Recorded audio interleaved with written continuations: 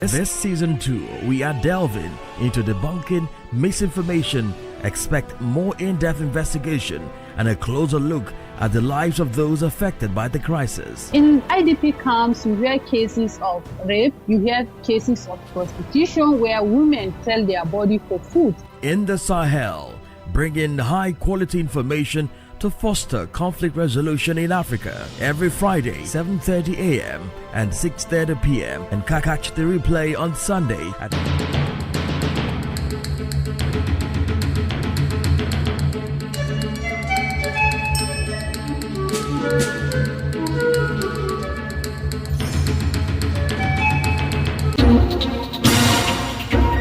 WADR,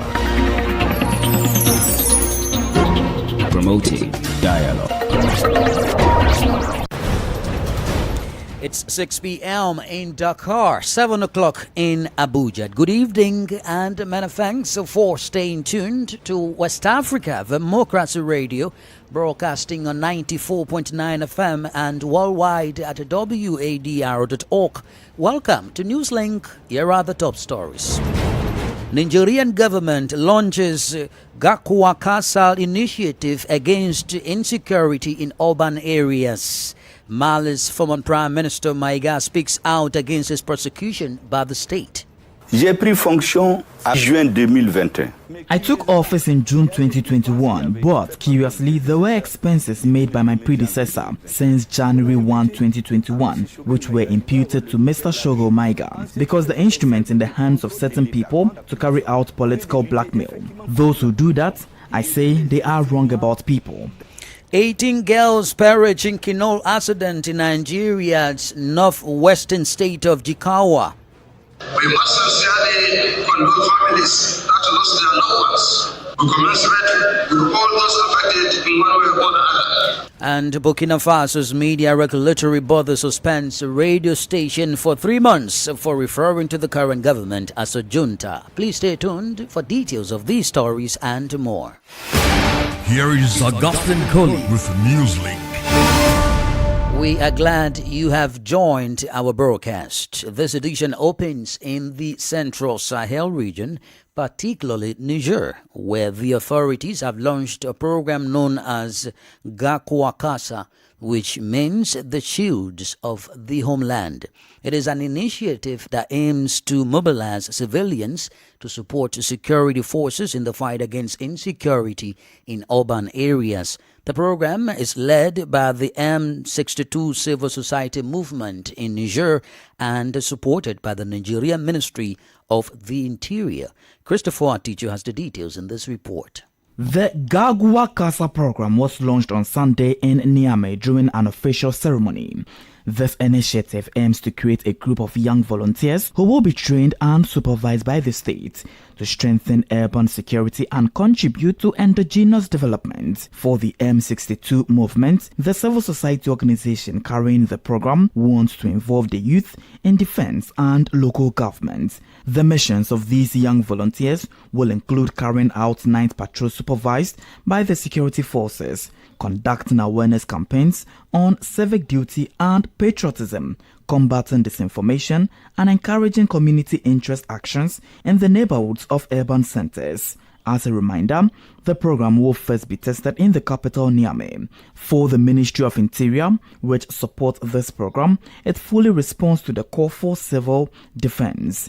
This initiative is part of a regional contest marked by increasing use of auxiliary forces to support the defense and security forces in the fight against insecurity. In Mali, several local defense groups are collaborating with the army in the fight against insecurity. In Burkina Faso, the Volunteers for the Defense of the Fatherland (VDP) support the regular forces in the fight against terrorism. Christopher Aticho with that report. In neighboring Mali, former Prime Minister Shogo Maïga has spoken out against the ongoing judicial investigation against him. His management of the state as a Prime Minister was criticized a few months ago by the Office of the Auditor General. Following the criticism, the institution responsible for monitoring the management of public funds submitted reports to the courts implicating Shogo Maïga. The former Malian Prime Minister could soon be summoned by the court. However, Sugar Maigal denounces a witch hunt and a strategy to eliminate a major political player. We suggest you listen to Sugar Maigal and as he speaks about the situation. J'ai pris fonction en juin 2021. I took office in June 2021, but curiously, there were expenses made by my predecessor since January 1, 2021, which were imputed to Mr. Shogo Maiga. He must have a very large back. Then, we checked the management of 2022. That's what's going to make you laugh. We omitted the period during which I was in the hospital, where the pre-med was managed by the interim. This period has not been verified. But what does all this show you? It's simply with press articles to dirty the reputation of Shogo, to scare him and to silence him. Because you know that in Africa, every time a political official is silenced, a foul is issued, which means that the state controls services against corruption instead of fighting against corruption. Because the instrument in the hands of certain people to carry out political blackmail. Those who do that, I say they are wrong about people. They are wrong about the time. They are wrong about the country. They are wrong about the time because this period is revolving. Because this control cannot scare me. Et révolu parce que ces contrôles ne peuvent pas me faire peur. Mali's former Prime Minister Shogel Maigal. It should be noted that this judicial investigation against the former Prime Minister comes at a time when he has recently made numerous critical statements against the military in power. In Burkina Faso, the Higher Council for Communication has suspended Radio Omega for 3 months. The country's media regulatory body accuses the station of negligent and a lack of professionalism following the publication of an article that referred to the current government as a junta. In its statement, the Higher Council for Communication said it had identified lapses in the report posted on the station's Facebook page on July 30. The report covered a protest march organized by the National Coordination for Citizen Watch in response to the death of web activist Alino Faso in Cote d'Ivoire. The media regulator stated that the report contained malicious and discourteous remarks towards the Burkinabe authorities. As a result, the station, one of the most listened to in the country, has had its broadcasting authorization suspended for 3 months. The council further directed the station to issue an apology through its media outlets. The apology is to be addressed to the Burkinabe authorities, its audience, and the National Coordination of Citizens Watch Association. More stories coming up on West Africa Democracy Radio. Newslink continues. Let's turn our attention to Nigeria, where some sad news are coming from the country's northwestern state of Dakar. It involves a tragic canoe accident that claimed the lives of 8 young girls. The incident occurred during a river crossing amid violent weather conditions, highlighting ongoing safety concerns for communities and lone riverbanks during this rainy season. West Africa Democracy Radio's Usma Umar has more in this report. It was just after 8 p.m. on Saturday evening when a group of 15 children, mostly girls, set off on a wooden canoe to cross the Zangwan-Maje River in Taura local government area of Jigawa State. The journey was meant to take them from Zangwan-Maje to the nearby village of Jijin Gunka, but violent winds and an overflowing river turns the routine crossing into a nightmare. According to local sources, the canoe, likely overloaded and without basic safety equipment, capsized midstream, while 7 of the children were pulled out alive. The bodies of 8 others, all girls, were later recovered by local divers and handed over to their grieving families. The tragedy has sent shockwaves through the small community where river transport remains a daily necessity despite the seasonal dangers. Authorities say the incident was triggered by strong winds and rising river levels worsened by recent heavy rainfall. But for many here, the loss speaks to deeper issues of neglect and poor access to safe transportation options in rural communities. Governor Omar Namadi of Jigawa State has since commented on the disaster, expressing condolences and outlining state-level efforts to mitigate future incidents. We must sincerely condole families that lost their loved ones. We commensurate with all those affected in one way or the other, but still praying for a bumper harvest throughout the state. We also pray that Allah subhanahu wa ta'ala will compensate all those affected. As climate change continues to intensify weather patterns across the region, residents are being urged to avoid river crossings during peak floods and to use life jackets and safer transport alternatives where possible. For Newslink on West Africa Democracy Radio, Usman Umar reporting from Abuja. Meanwhile, in Ghana, President John Dramani Mahama has moved swiftly to dose rising tensions between Ghana and Nigeria, assuring the government and citizens of Nigeria that fears of mass deportation are entirely unfounded. This follows a diplomatic mission to Accra by Nigerian Minister of State for Foreign Affairs, Bayinka Ojukwu, after a viral video triggered public concerns and political debate in Nigeria. Nadeditete has the details in this report. President Mahama has assured a Nigerian delegation that there are no plans to expel Nigerian nationals from Ghana. The reassurance came during a visit by Nigeria's Minister of State for Foreign Affairs Bianca Odumegu Ojukwu, who conveyed concerns from the Nigerian government and citizens over a resurfaced video. The video, which featured a self-styled Igbo king discussing land acquisition in Ghana, sparked fears of retaliatory action against Nigerians. Odumegu Ojukwu said the footage caused panic back home, prompting emergency debates in Nigeria's National Assembly and calls from traditional leaders for their relatives in Ghana to return. President Mahama said the video was from 2013 and had been taken out of context. He noted that Ghanaian laws do not allow any external traditional authority to claim land or establish rulership without legal processes. He emphasized Ghana's commitment to ECOWAS protocols, adding that Ghana and Nigeria share deep historical ties and should never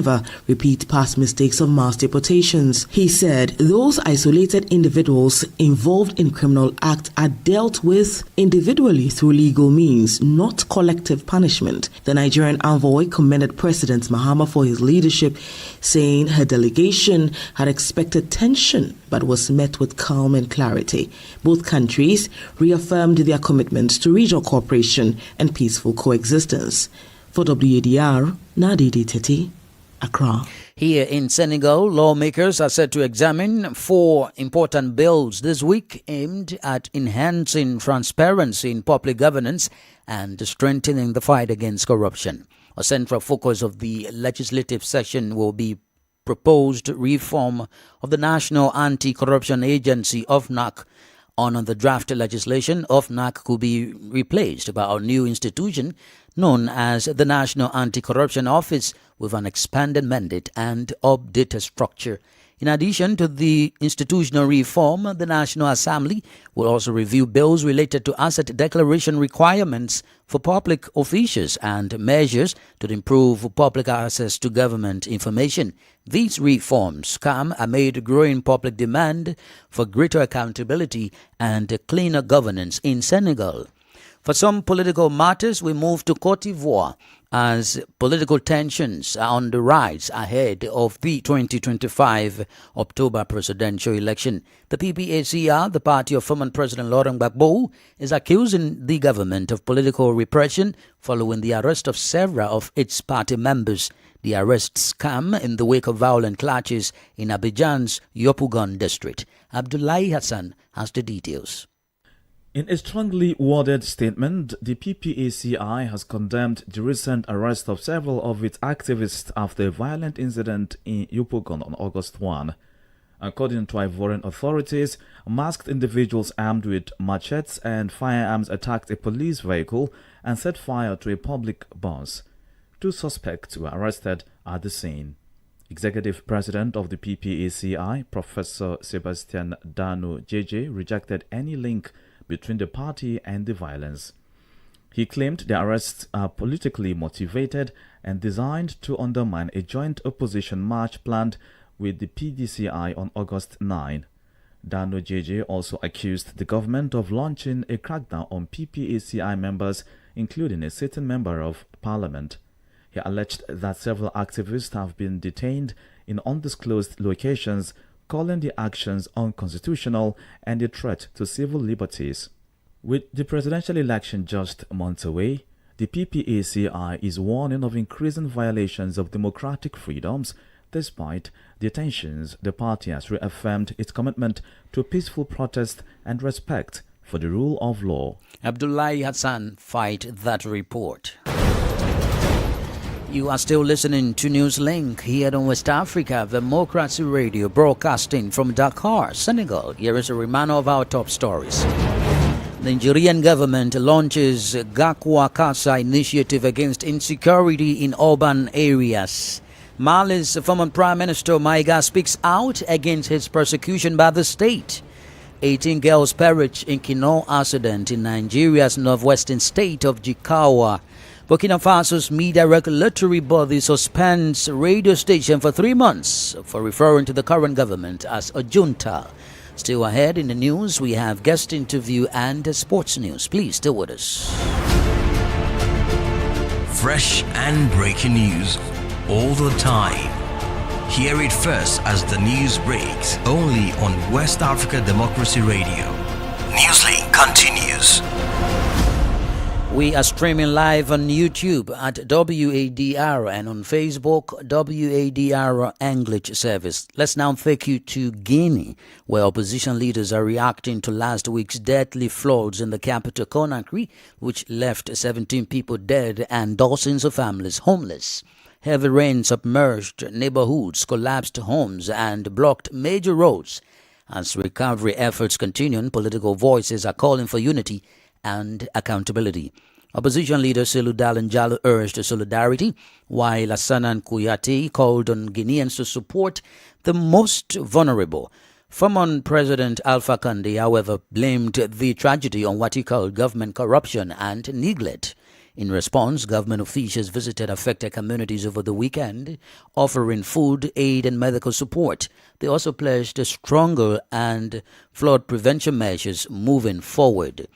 Elsewhere, Liberia's President Joseph Boakai has enacted Executive Order Number 151 to curb the export of unprocessed rubber and boost domestic value addition, effective immediately. This initiative aims to transform Liberia's rubber industry from a raw material export-based economy to one focused on value-added production, job creation, and increased export earnings, thereby fostering inclusive economic growth. WADR's Monrovia correspondent Abraham Parker reports. The order restricts the export of unprocessed rubber, including natural latex and couplung, while exempting processed rubber. Exporters must also adhere to new fiscal operations, such as a 4% Rubber Development Fund incorporated fees and a surcharge of US $150 per metric ton.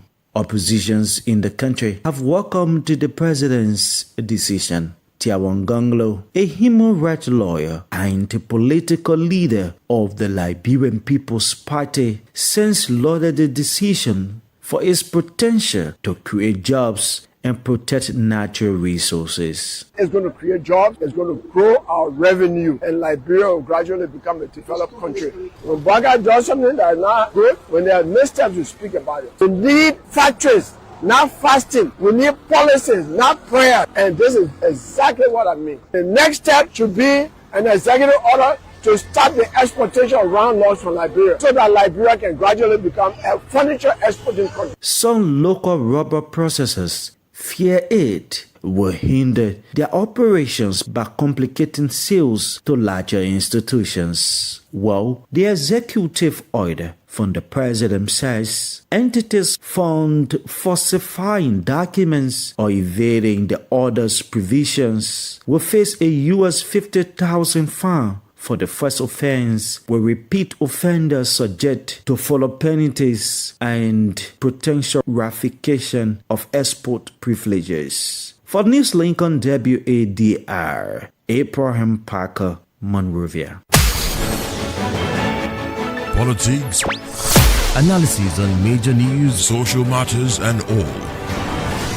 This is a guest. In our guest segment, we head back to Ghana, where President John Dramani Mahama has swiftly reacted to rising tensions between Ghana and Nigeria, assuring the government and citizens of Nigeria that fears of mass deportation are entirely unfounded.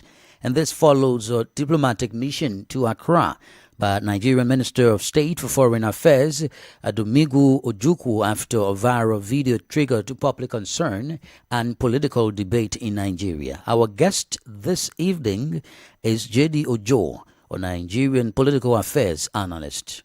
I think that's the hallmark of a statesman who understands history, who understands diplomacy, who also understands what statesmanship is all about.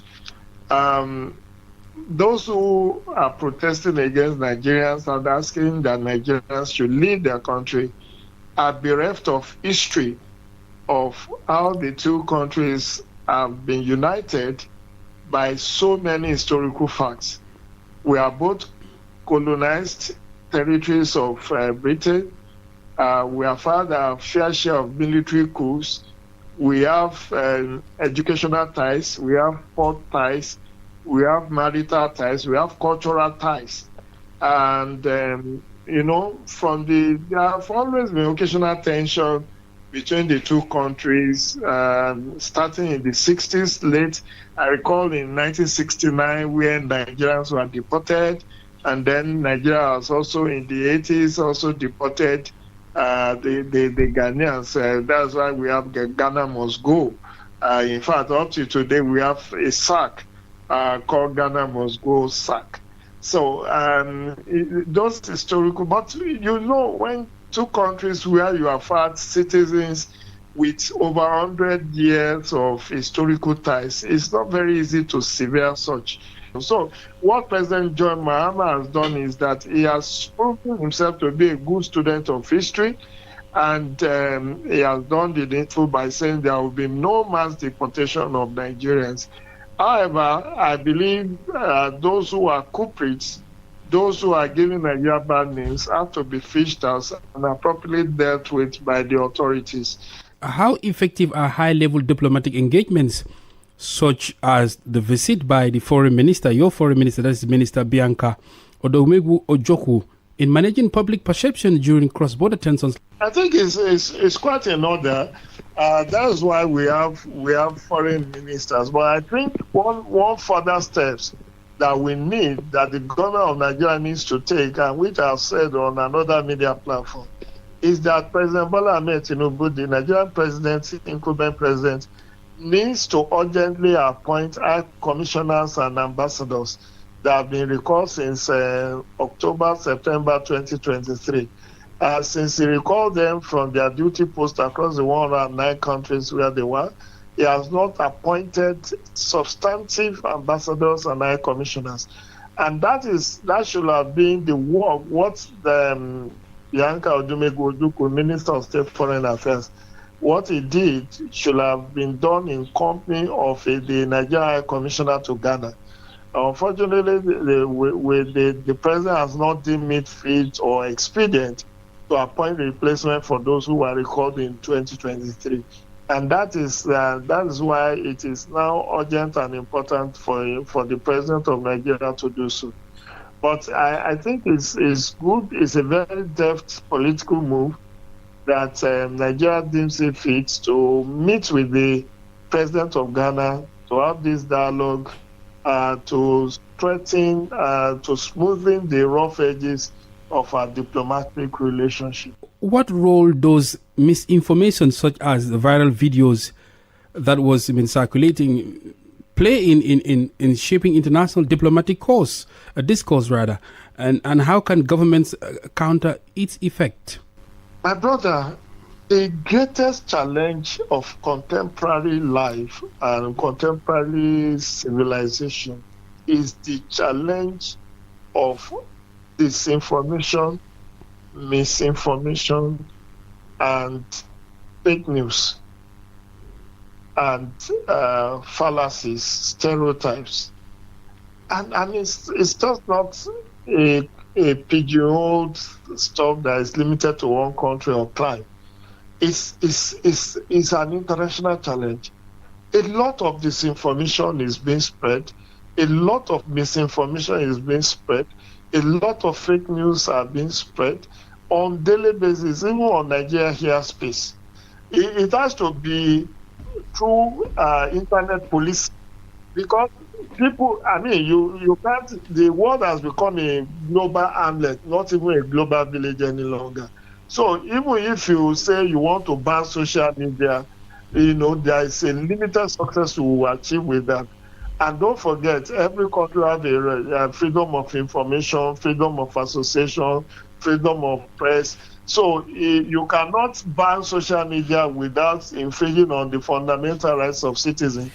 Judy Ojo is a Nigerian political affairs analyst. Now, in the world of sports, Nigeria is moving high in 2025 as the country's women's basketball team, the Tigres, were crowned 2025 FIBA, that's AfroBasket, champions for a record 5th consecutive time after rallying from an early deficit to defeat Mali. But let's get more from my colleague Christopher Aticho, who's right here in studio. Good evening, Chris. Augustine, good evening. How are you? I'm fine, and thank you for joining me. Right, thank you very much. So, of course, you've actually opened up the whole conversation about Nigeria. I think they've done so well in the women's AFCON, winning the tournament for the 10th time, and indeed in the field of basketball, also winning it for the 5th time. But following their win, the federal government has been able to honor them. And so the Nigerian female basketball team, with an order of the Niger National Honors, with each of the players getting $100,000 and a flat. That's a lot, eh? And then the members of the coach also, Rena Makama-led technical team, would also get some $50,000 each. And this was announced by President Bola Tinubu when the team on Monday evening presented their win for the 5th consecutive time to the presidency after the tournament in Côte d'Ivoire. And then as I said earlier on, you would recall that similar honors was done onto the Super Falcons also after winning the 10th title of the Women's African Cup of Nations tournament in Morocco. But again, Augustine, in the continent, there is an ongoing tournament, which is the CHAN, the Total Energy CAF African Nations Championship, ongoing. And so to some continental issues, we get to see that in this particular game, there is a game where Burkina Faso and the Central African Republic will meet for the very first time at the Total Energies African Cup of Nations CHAN, when they face off in the Group B encounter on Wednesday. And this would obviously mark Burkina Faso's 11th game at CHAN, with the Central African Republic becoming the 10th different opponent that they have actually met so far. But so far so good, Augustine. There's been some games played in the tournament. Let me just bring you up to speed. The opening matches? The results, and the results are. So on Sunday, August 3, Kenya took on Congo Democratic Republic, Congo DRC, and then thrashed them 1-0. Morocco won their game against Angola 2-0 on that faithful game. And then in Group B, Tanzania won over Burkina Faso 2-0, and Madagascar played 0-0 with Mauritania as well. Okay, great. I'm saying that Senegal will face Nigeria in that CHAN qualifier, but let's see how it plays out, given the the momentum that Nigeria currently has. We need to be afraid of Nigeria. We are afraid. Thank you, Chris, for bringing us the latest in the world of sports. And that brings us to the end of this edition of Newslink here on West Africa Democracy Radio, broadcasting from Dakar, Senegal. Thank you for listening. And many thanks to Mustafa Sek and Umu Dayogo for the technical support. Do interact with us via our social media platforms, X and Instagram at WADR English, and on Facebook, WADR English Service. I am Augustine Cully. Good evening. And many thanks to you for listening to Newslink via Hot 104.3 FM, Newmi FM 94.0, Hilltop Radio 104.7 FM, and Veritas Radio 102.9 in Banjul, the Gambia. We also appreciate our listeners in Liberia via Alternative Youth Radio 98.9 FM, Lofa County. Radio Kagama 94.5 FM, Nibe County, DCN Radio 91.3 FM, Riverside County, Wakat FM Radio, Baga, Liberia, Radio Baf FM 91.3 Sierra Leone. For you listening via Radio Pad 95.1 Damango, Savannah region, and on Royals FM 104.7 Wenchi, Ghana, we say a big thank you. Remember, West Africa Democracy Radio is all about you, your views, and your opinions.